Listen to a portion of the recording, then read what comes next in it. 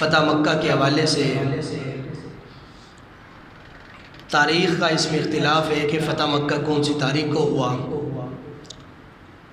بعض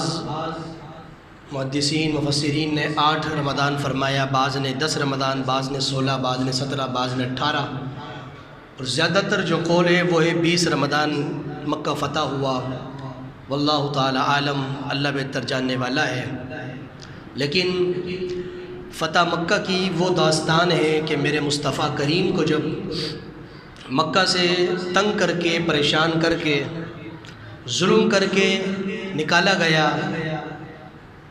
چاہتے تو میرے محبوب کیا کچھ نہ کر سکتے تھے، لیکن سرکار نے اپنے اخلاق کریمانہ کا وصف اظہار فرمایا۔ اللہ بھی رؤوف الرحیم ہے، اس نے محبوب کو بھی رؤوف الرحیم بنایا ہے، تو اللہ تک کے محبوب نے وہ اپنی رؤوفیت کا، رحیمیت کا اظہار فرمایا سرکار نے کہ بغیر کسی خون خرابے کے میرے مصطفیٰ نے مکہ کو فتح فرما لیا ہے،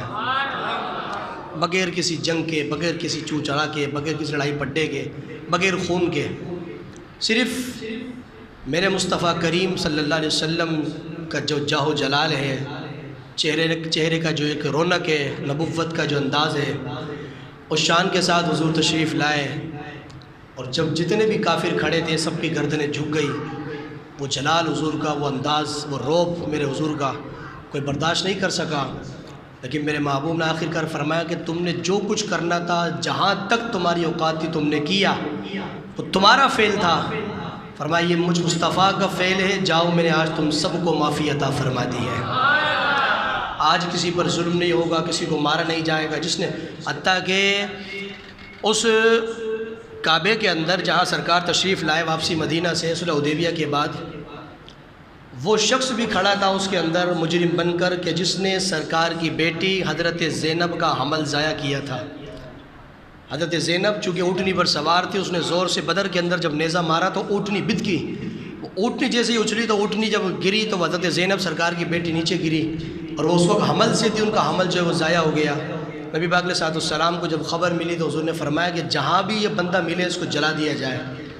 آگ سے اس کو جلا دو کہ اس نے مجھے تکلیف دی میری بیٹی کی وجہ سے۔ لیکن جب صبح کا وقت ہوا تو سرکار نے فرمایا کہ جلانا نہیں، چونکہ یہ جلانے کا عذاب تو اللہ کا ہے، ایک کام کرو کہ جہاں بھی ملے اس کو قتل کر دینا کہ اس نے مجھے مصطفیٰ کو تکلیف دی ہے۔ وہ شخص بھی وہاں کھڑے ہیں، حضرت امیر حمزہ سرکار کے لاڈلے چہیتے چچا، وہ چچا کے جن کے بارے میں فرمایا کہ تمہیں اگر میری بارگاہ میں روزے پر آ کر حاضری قبول کروانی ہے تو پہلے میرے چچا کی بارگاہ میں سلام کیا کرو، چچا کی بارگاہ میں سلام کرو، وہ تمہارا سلام قبول کریں گے۔ اگر چچا نے کر سلام قبول کر لی ہے تو تمہاری حاضری مصطفیٰ کی بارگاہ میں بھی قابل قبول ہے۔ وہ امیر حمزہ، ان کا ہندہ جو نامی عورت تھی، ابو سفیان کی بیوی جو تھی، امیر معاویہ کی والدہ محترمہ، بعد میں چونکہ اسلام لے آئی، مسلمان ہو گئے، ابو سفیان بھی، ہندہ بھی، امیر معاویہ تو ویسے صحابی رسول ہے، وہ بھی صحابی رسول ہو گئے۔ تو اس عورت نے امیر حمزہ کا کلیجہ چبایا،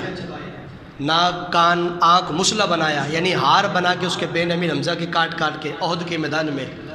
لیکن وہ بھی پردے کے اندر جو ہے چھپ کر حضور سے بیعت کرنے آتی ہے۔ میرے حضور فرماتے جا تجھے بھی معاف کر دیا ہے۔ یہ ایسا فتح مکہ کا کارنامہ ہے، بغیر کسی خون کے سرکار نے مکہ کو فتح کیا۔ توجہ کے ساتھ سماعت کیجیے گا۔ ماہ رمضان کی 8 تاریخ ہے، یہ نبوت کا نہایت عظیم الشان باب ہے، کامل توجہ کے ساتھ سماعت کیجیے گا۔ ہر مومن کا دل کعبے کے لیے دھڑکتا ہے کہ میں بھی کعبہ دیکھوں، میں بھی کعبے کے پاس جاؤں، اور خدا کی قدرت ہے جو بندہ پہلی دفعہ کعبے کے پاس جائے، جو اس کی تجلیات اس پہ پڑتی ہے اس کا انداز ہی نرالا ہوتا ہے۔ جو تجلیات کعبے کی پہلی دفعہ جو دیکھتا ہے تو اس کی آنکھیں ایک دم جو ہے نا بوجھل ہو جاتی ہے، ایک دم آنکھیں جل ملاتی ہے، اتنی تجلی اللہ کی کعبے کے اوپر پڑتی ہے کہ بندہ آنکھیں کھول کر پہلی دفعہ میں اس کو دیکھ نہیں سکتا کعبے کو۔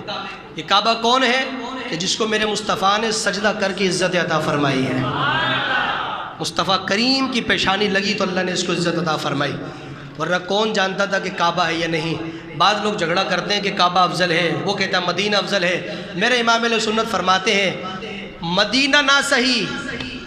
کعبہ ہی افضل، مدینہ نہ صحیح۔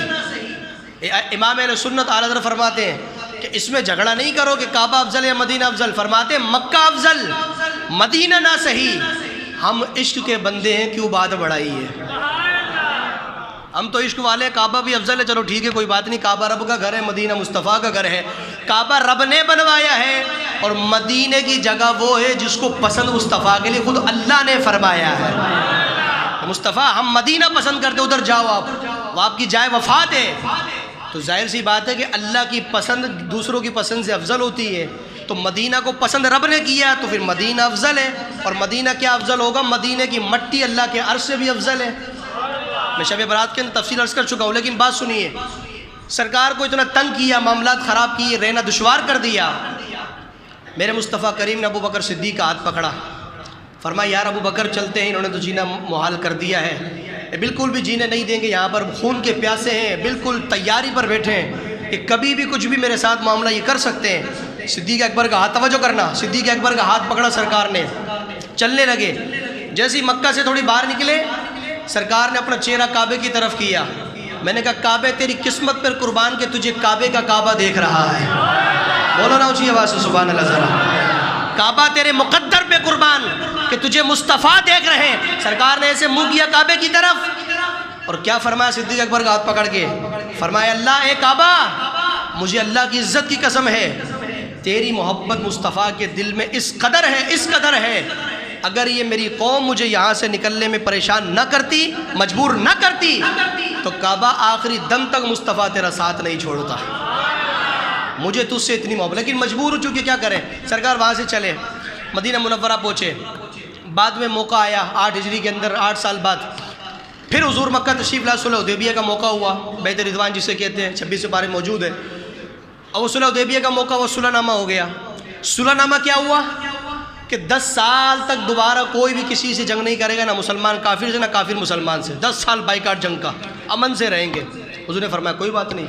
عمرہ کرنے تو عمرہ نہیں کرنے دیں گے، فرمایا چلو ٹھیک ہے آپ سے چلتے ہیں، آئندہ سال قضا کر لیں گے، سرکار چلے گئے۔ ادھر معاہدہ کیا کتنے سال کا؟ بولو 10 سال جنگ نہیں ہوگی،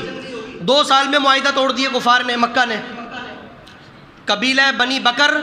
اور قبیلہ بنی خزاعہ، 2 قبیلے تھے، انہوں نے سرکار کے ساتھ بھی معاہدہ کیا تھا اور اپنے قریش قبیلے کے ساتھ معاہدہ، انہوں نے توڑ دیا۔ جیسے ہی عہد توڑا، میرے مصطفیٰ نے فرمایا میرے یارو جنگ کی تیاری کرو، سامان تیار کرو، جا کر سارے معاملہ جنگ کی تیاری کرائی۔